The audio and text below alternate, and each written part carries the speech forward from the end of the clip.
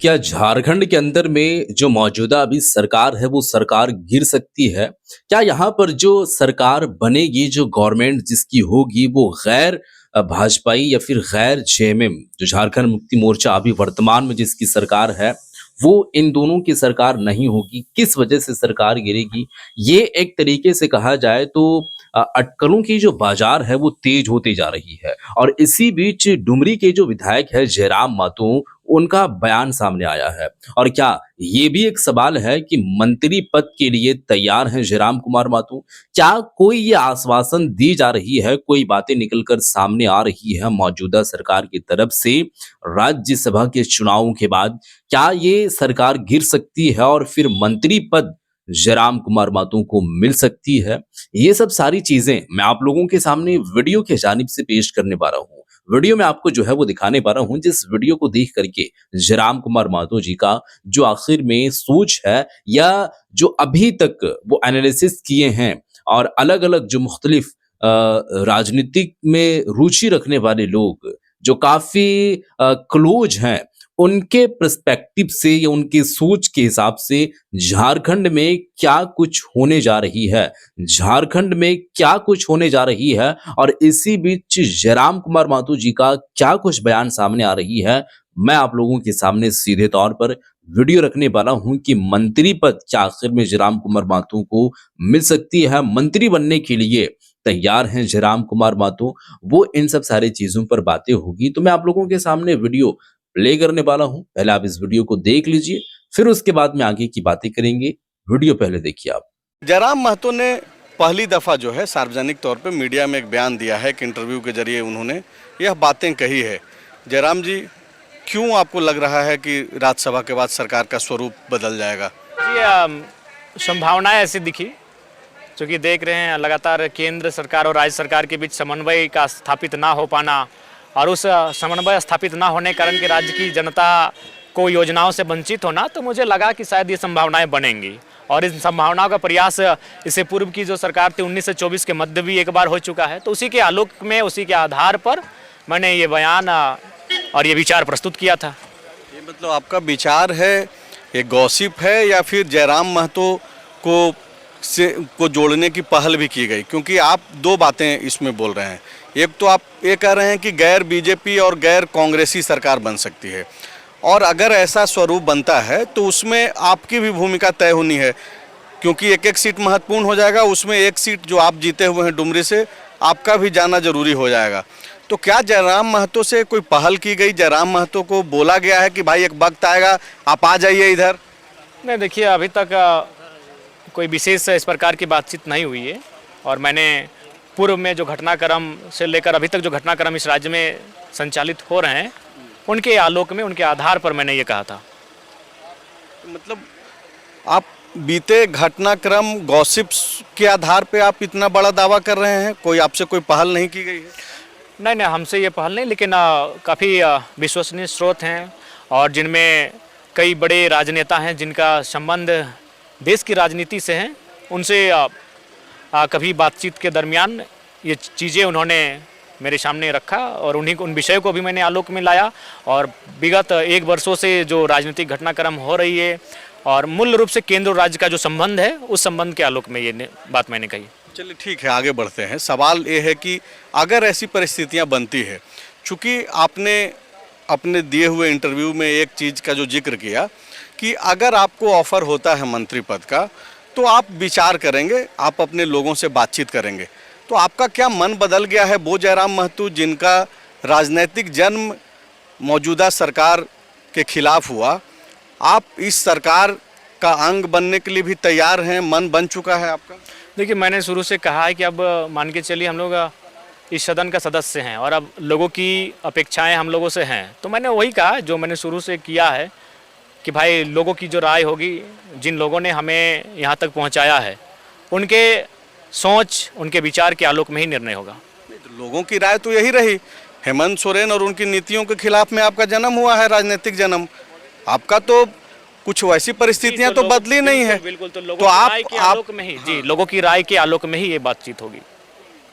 मतलब आपको लगता है कि आपके लोग बदल सकते हैं? लोगों की राय जो होगी वो मान्य होगी। मतलब अरे एक स्टेप तो आपने चल लिया ना, आप तैयार हो गए, अब आपके लोगों की राय आपको लेनी है, आपका मन तो बदला ना अपने पहले। लोगों अपने जनमानस की राय के अनुसार ही हम निर्णय लेंगे और जो जनमानस की राय होगी उसको मैं स्वीकार करूंगा। ऐसा ऑफर आ सकता है लेकिन जरा देखिए कहना मुश्किल है, लेकिन फिलहाल जो घटनाक्रम घट रहा है मेरे हिसाब से उस घटनाक्रम के आधार पे ये कयास लगाए जा रहे हैं। तो आप इंतजार कर रहे हैं क्योंकि अब तो बजट सत्र कल समाप्त हो जाएगा, जून में संभवतः इलेक्शन भी हो जाएंगे राज्यसभा के। देखिए हमें इंतजार इस बात का होगा कि भाई इस राज्य के जो लोग हैं जो लगातार अपनी समस्याओं को लेकर संघर्ष कर रहे हैं, उन संघर्षों को विराम लगे। जयराम को क्यों लग रहा है कि मंत्री अगर आप बनते हैं तो बाकी सारी जो समस्याएं हैं उसका समाधान हो जाएगा? पहले आपको लगता था कि अगर आप विधानसभा में आएंगे तो समस्याओं का समाधान कर लिया जाएगा। सदन के अंदर जो आप जिस तरीके से बयान देते हैं, बाहर में भी जो बयान देते हैं, लगता है कि आप निराशा अभी पूरी तरीके से खत्म नहीं हुई है, लगता है कि सवालों का समाधान नहीं हो पा रहा है। आप चूंकि कई मंत्रियों से मिलते हैं, कई लोगों से दोस्ताना संबंध भी अब है, बनता ही है, बनना भी चाहिए। आपको लगता है कि वो मंत्री जो अभी पद पे बैठे हुए हैं वो भी समस्या का समाधान कर पा रहे हैं? देखिए मुझे लगता है कि वो भी अपनी दुख भरी व्यथा को सुनाते हैं, और मैं नाम सार्वजनिक ना करते हुए कहना चाहूँगा, एक मंत्री जी से हमारी बातचीत हुई, उन्होंने अधिकारी को निर्देश भी दिया था, लेकिन उसके बाद भी कार्य नहीं हुआ, तो उन्होंने फिर कहना पड़ा कि यार हमने आपको निर्देश देने के बाद भी कार्य नहीं हुआ, तो इसका कारण क्या रहा? तो वो भी अपनी व्यथा को सुनाते हैं, और उनकी व्यथाओं में कहीं ना कहीं दुख भरा रहता है कि भाई वो राज्य सरकार के मंत्रालय में है, मंत्री हैं, उसके बावजूद भी अनसुनी होना मुझे लगता है चिंताजनक है। मतलब अभी जो मेरी आपसे जो बातचीत हो रही है जयराम अहमद जी, क्योंकि आपने एक बयान दिया, एक इंटरव्यू दिया, और उसके बाद पूरे राज्य भर में चर्चा हो रही है, लेकिन इन 5-7 मिनटों में जो मेरी आपसे बातचीत हो रही है, या तो आप पत्ता नहीं खोलना चाह रहे हैं, राजनीति में होता भी यही है, होना भी चाहिए, या फिर आप जो बोल रहे हैं वो एक गॉसिप का पार्ट्स लग रहा है कि बाकी के लोग जैसे चर्चा करते हैं बैठ करके चाय। चर्चाएं नहीं, जो संभावनाएं रही हैं, मैंने आपको उदाहरण दिया, पिछले 1919 से 24 के बीच मध्य जो हुआ था, हाँ, उसमें आपने देखा होगा कि किस प्रकार एक दल के 3 विधायक पश्चिम बंगाल के रास्ते जो भी कृत्य के लिए गए थे, कार्य के लिए गए थे, तो उन चीज़ों को भी मैंने अध्ययन किया, उन विषयों को भी मैंने आधार बनाया, उसके बाद ही बयान मैंने कहा कि केवल गॉसिप का पार्ट नहीं है, इसमें तो काम हुआ है। उन लोगों ने मन भी बनाया था कभी इतिहास में, तो उस मन के और उस कार्य के आधार पर है। गॉसिप्स उसे कहते हैं जो केवल बातचीत होती है, लेकिन उसमें तो काम हुआ है, कदम बढ़ा है, झारखंड की सीमाओं से बंगाल की सीमाओं तक गए हैं, तो ये केवल गॉसिप्स नहीं है। ऐसी परिस्थितियां होती हैं तो आप हेमंत जी के साथ खड़े रहेंगे? देखिए हम तो राज्य के साथ खड़े रहेंगे, राज्य के लोगों के साथ खड़े रहेंगे। अगर राज्य के मुखिया राज्य के हित में कदम लेंगे तो निसंदेह सोचेंगे। नहीं, आप जब बोल रहे हैं कि गैर बीजेपी गैर कांग्रेस, तो मुखिया तो अभी हेमंत जी ही हैं, और उस परिस्थिति में आपकी जरूरत पड़ेगी, तो जयराम महतो तो खुल करके क्यों नहीं बोल रहे हैं कि हेमंत जी ऐसी परिस्थिति बनती है तो हम हैं आपके साथ? नहीं, देखिए ऐसी परिस्थितियां ना बने तो ही ठीक है। जनता ने जनादेश दिया है महागठबंधन को, और जनता के जनादेश का सम्मान होना चाहिए, और केंद्र को भी दुर्व्यवहार और भेदभाव नहीं करना चाहिए। लेकिन आपका मन कर रहा है मंत्री बनने का? नहीं, मेरा कोई मन नहीं है। मेरा अभी विधायकी का सफर ठीक ठाक है, और इस बार तो बहुत सुंदर रहा। पूरे राज्य में हर चौक चौराहों में गलियारों में ये चर्चा है कि ऑपोजिशन में जयराम महतो अकेला बैठा है, तो मेरे लिए वो तो आप अच्छा कर रहे हैं, वो तो हम लोग देख रहे हैं सदन के अंदर सवाल। नायक के रूप में मैं जो कर रहा हूँ उससे मैं संतुष्ट हूँ। आगे समय बढ़ेगा, सूझबूझ बढ़ेगी, परिपक्वता बढ़ेगी, तो उस आधार पर जो जिम्मेवारी मिलेगी उसका भी निर्वहन होगा। मतलब मैं आपके हवाले ये बोल सकता हूँ कि अगर ऐसी परिस्थितियाँ बनती है झारखंड में कि हेमंत सोरेन को संख्या में कभी जरूरत पड़ी कि जयराम महतो को साथ लिया जाए, तो जयराम महतो इसके लिए तैयार हैं। क्या जयराम में बोल सकते हैं, या फिर मैं बोलूँ ऐसा?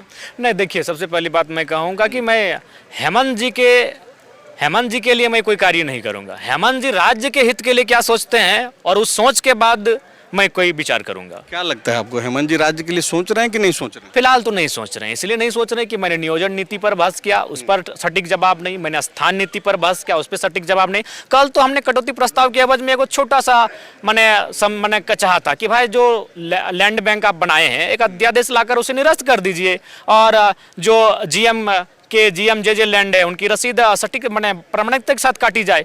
तो एक छोटा सा, जिसका उन्होंने घोषणा पत्र में भी लिखा था कि हम जैसे ही सरकार बनेंगे इस लैंड बैंक को वापस करेंगे, तो उसको वो कटौती प्रस्ताव के समय आश्वासन नहीं दे पाए। तो मुझे तो लगता है कि वो मूल जो बड़े कार्य हैं वो उस कार्य में नहीं सोच रहे। अब छोटा कार्य है 2-4 गो तो उस पर सोच रहे हैं, उस पर कार्य हो रहा है, लेकिन जो इस राज्य के बड़े कार्य हैं उन पर फिलहाल उनकी गंभीरता नहीं है। तो फिर आप जब आप ये मान रहे हैं कि हेमंत जी गंभीर नहीं हैं, उस दिशा में काम नहीं कर रहे हैं, उन विचारों के अनुरूप काम नहीं कर रहे हैं जिस पे जयराम महतो चलना चाहते हैं या काम करना चाहते हैं, तो फिर किस आधार पे आपने कहा कि अगर मौका मिला, मंत्री पद का ऑफर मिला तो हम जाएंगे, जनता से बातचीत करेंगे? फिर मतलब क्या बनता है तब? शर्तों के आधार पे अगर वो कार्य करेंगे का एक बात है कि संजू सैमसन वर्ल्ड कप के 3 मैचों में रन नहीं बनाए, लेकिन 3 मैचों में 90 के आसपास रन बनाए, तो ठीक उसी प्रकार इन्होंने अब तक कार्य नहीं किया है। लेकिन अब इनका अगर मन बदले, जयराम जी चल जाएंगे साथ में तो काम करेंगे, आप ये साथ हमने नहीं कहा कि हम चले जाएंगे तो काम करेंगे, मेरे ना जाने से भी काम कर सकते हैं, बहुमत है उनके पास, काम करें।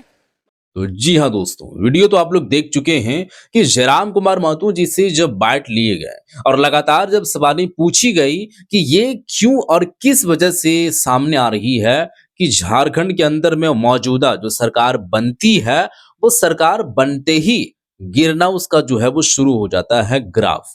तो ये क्यों होता है और किस लिए होता है, तो ये सब सारी बातें वो कहते नजर आ चुके हैं और वो बात बोल चुके हैं कि ये संभावनाएं जताई जा रही है, लोगों का ये सोच है, और वो भी कोई ऐसी ऐसी बात नहीं है कि तुक्का लगा रहे हैं या फिर तुक्के से बात कर रहे हैं। मतलब कोई तीर निशाने से वो नहीं लगा रहे हैं, तीर मार रहे हैं और वो निशाने में जाके लग जा रही है, फिट बैठ जा रही है। तो ये एक तरीके से कहा जाए तो लोग ये एक्सपेक्टेशन कर रहे हैं, लोगों की ये एक सोच है और लोग ये अभी तक एनालिसिस कर रहे हैं कि अभी जो 2-4 महीने से लगातार जब यहाँ पर कल्पना सोरेन या हेमंत सोरेन दिल्ली दौरे पर गए हुए थे और जो गुप्त मीटिंगें हो रही थी और तब से लेकर के अभी तक ये जो बातें सामने आ रही है वो उसी दिन से सामने आ रही है। अब जयराम कुमार महतो जी के बारे में जब मंत्री पद के लिए पूछा गया तो वो भी बात जो है वो ये बोल दिए हैं कि अगर हो सकता है, अगर हो सकता है और अगर मुझे ऑफर मिले, तो यहाँ पर सबसे पहले बात तो ये है जनता जनार्दन उसको जो है वो तय करेगी और जनता जो निर्णय लेगी, अगर मंत्री बनने के लिए कहा जाएगा, मुझे पद मिलेगा और अगर जनता का सपोर्ट रहेगा, जनता का इसमें हाँ रहेगा तो फिर मैं आऊंगा, और अगर ना रहेगा तो फिर मैं नहीं आऊंगा। तो ये सारा जो एक जो है वो डिपेंड करता है, और ये जो एक होता है कि किसके इशारे पर ये चीजें होगी, तो वो जनता के इशारे से होगी और जनता कहेगी, जो कहेगी वो करने के लिए तैयार है। तो ये सब सारी चीजें हैं दोस्तों झारखंड के अंदर में भी चल रही है, और ये एक तरीके से कहा जाए तो लोगों के जानिब से बातें सामने आ रही है, जो बातें जयराम कुमार महतो जी की जुबानी आप लोग सुन चुके हैं। तो आप लोगों को क्या लगता है दोस्तों, आप लोगों को क्या लगता है कि जयराम कुमार महतो जी का ये बयान जो आप लोगों ने सुने हैं, राज्यसभा चुनाव जून में एटलीस्ट सामने आ रही है कि हो जाए, और अब देखते हैं कि कब होगा और किस तरीके से होगा, और जब वो चुनाव होगा तो यहाँ पर अगरचे कोई ऐसी बातें सामने आएगी और सरकार गिरने की और ना गिरने की, तो जब फिर से यहाँ पर बहुमत की जो है बहुमत जीत दी जाएगी और जिसकी सरकार यहाँ पर फुल जो है वो प्रचंड बहुमत के साथ बनेगी, उससे क्या है कि वो देखा जाता है विधायकों की सीट के एतबार से। तो जब ऐसा सिचुएशन आता है तो विधायकों का सीट देखा जाता है कि किन विधायक और कितने विधायक किन के पार्टी की तरफ से हैं और किन पार्टी की तरफ वो ज्यादा जा रहे हैं। तो जयराम कुमार महतो जी के हाथ में भी एक सीट है, तो वो भी एक सीट का भी काफी महत्व रहता है। तो उनको फिर क्या मिलता है और वो फिर क्या करते हैं, तो फिर देखने पर ही बात होगी। बहरहाल दोस्तों इस वीडियो को आप शेयर कर दीजिएगा, मिलते हैं फिर एक नई वीडियो के साथ, तब तक के लिए खुदा हाफिज।